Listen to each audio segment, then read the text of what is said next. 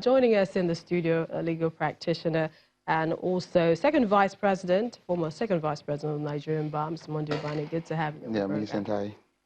So rather interesting, looking at that screening, it's like they're going tough on the acting CGN. The last time we saw this, it was during Justice Walter on August time, and that screening lasted for over an hour. This is within the hour, looking at the 9th Senate. But just a few things that Justice Tanko Mohammed tried answering when they asked him, and this is Senator Uzo Kalu said, how to solve the problems of the Nigerian judiciary. His response was that alone, the judiciary is nothing without the other arms of government, and they're somewhat like a silent partner. Yeah, he is right. And he was also of the view that the judicial officers don't actually speak for themselves. The executive, the legislative arm of government, and even the bar must be that partner that will help in speaking on their behalf, especially matters that pertain to their independence and then having what we call structures on ground for the efficiency. They cannot in any way speak concerning their welfare and conditions, so some people have to do that on their behalf.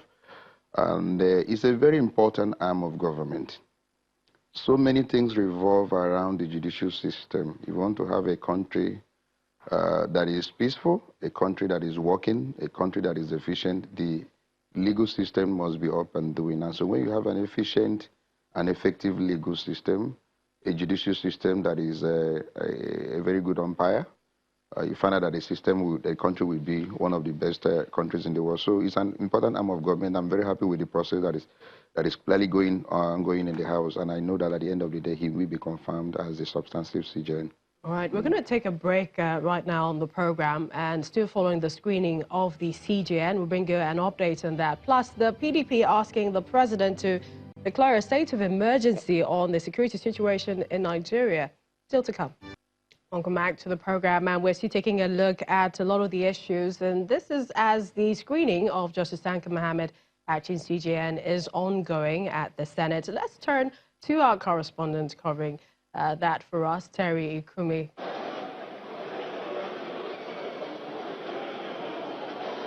Well, screening is ongoing now. The acting Chief Justice of Nigeria, Justice Tanko Mohammed, is in the chamber. He came in the company of some Supreme Court justices and former senators, and also in the company of the SSA, to President Buhari on National Assembly matters, INTA, ENANG.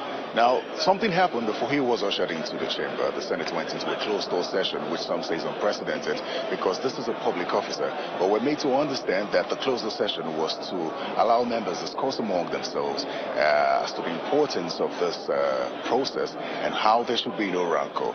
At about 11:43, the acting CJN walked into the chamber, and the Senate President welcomed him, and he introduced himself and gave a brief background of his education.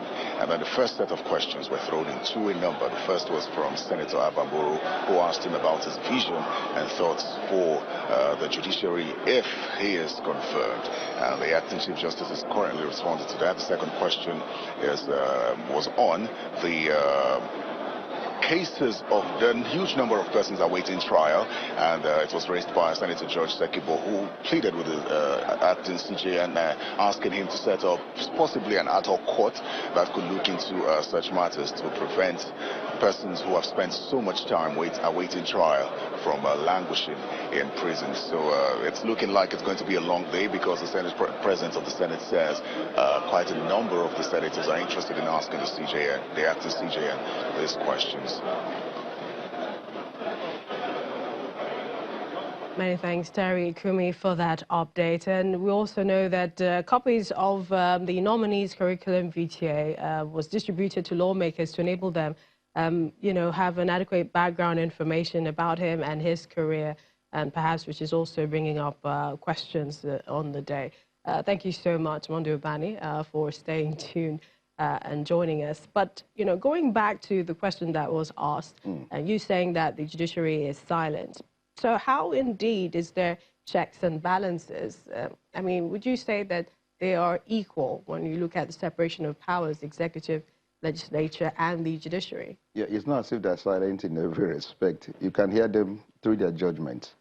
When there is any legal dispute between individuals, we call them litigants, or for Supreme Court to have original jurisdiction between states and state, or between the federal government and the state, they make their pronouncement. So it's not as if they're silent all through. They speak. And so most times they're the one that resolve legal issues. If you enact a law and the law is inconsistent with any existing law, with the Constitution, you hear their pronouncement. If you trample upon people's right, of course, the matter will be resolved in the judiciary, and they make their pronouncement there and then. But they don't come out to speak concerning their issue of welfare and all that. People have to do that on their behalf. And I said that this effective partnership between the bar and the bench.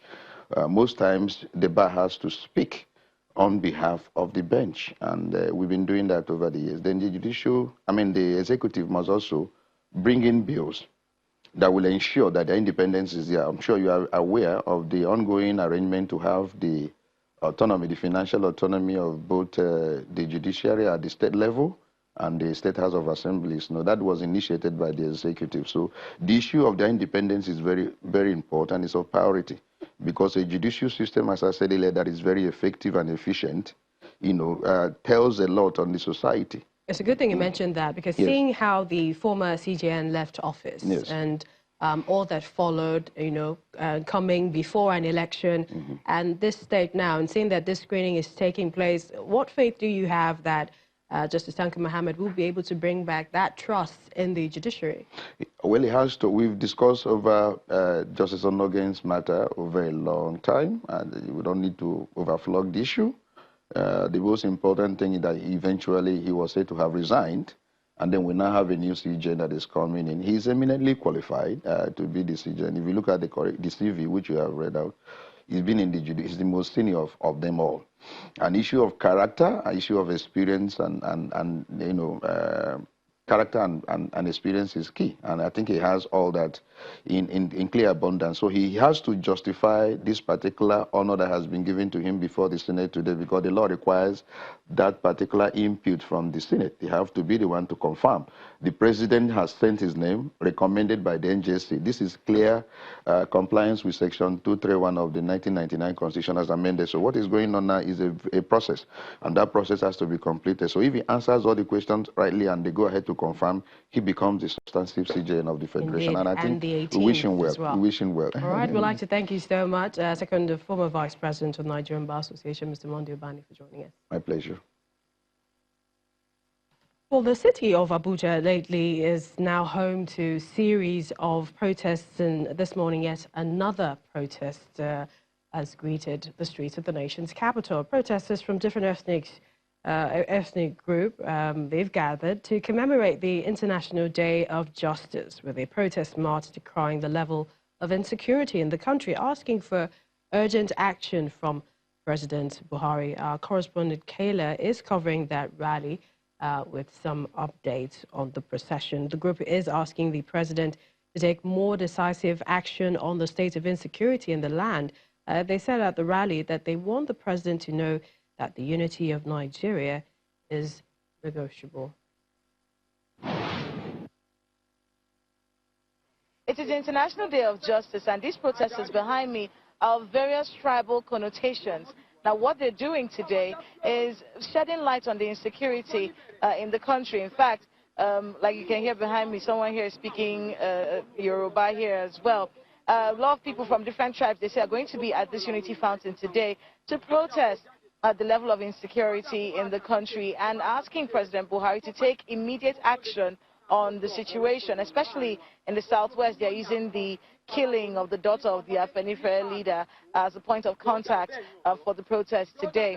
And they say they're going to do a march. They're going to move from here to the National Assembly, and they're asking all Nigerians to join them in this protest to see if they can shed more light on the level of insecurity in the country, and asking President Buhari to do something about that situation immediately. The convener of this group was talking about how they feel like a particular tribe is being favored above others in the country, asking for justice and ensuring that criminal justice in Nigeria remains one that is sacrosanct and one that they cannot debate on. So they're saying that the unity of Nigeria, in fact, they're saying is negotiable, and it will depend on the level of justice in the country. They're saying that it's impossible for you to have a country that is free and fair for all citizens without adequate justice, and that is what the protest here at the Unity Fountain is all about. Many thanks, Kayla. Now, the People's Democratic Party and its candidate in the February 2019 presidential election, they presented 4 witnesses who claimed that results were unjustifiably cancelled in some wards and polling units in Karu and Doma local government areas. The witness who served as polling unit and ward agents alleged the results were cancelled in the areas where the People's Democratic Party won the election. Under cross-examination, counsel to INEC, President Buhari and the All Progressives Congress dismissed the claims on grounds that all results were taken to the State Collation Center from where the results were announced. And elsewhere, President Muhammadu Buhari, he is affirming that his government will continue to ensure the safety of lives and improve security in the country. He also believes that those criticizing what he describes as isolated cases of insecurity in the country are not patriotic. Well, the main opposition party, the People's Democratic Party, they've asked the president to, as a matter of urgency, declare a state of emergency on the nation's security. The PDP chairman made the call at a news conference where he said that it became necessary as a result of the rising cases of killings and kidnappings across the country. He's also asking the president to respond appropriately to issues raised by former President Olusegun Obasanjo and others who've spoken about the security situation in the country. And that's it on Lunchtime Politics. We'd like to thank you for watching. Join the discussion on our social media platforms. I'm Millicent Walker. Bye for now.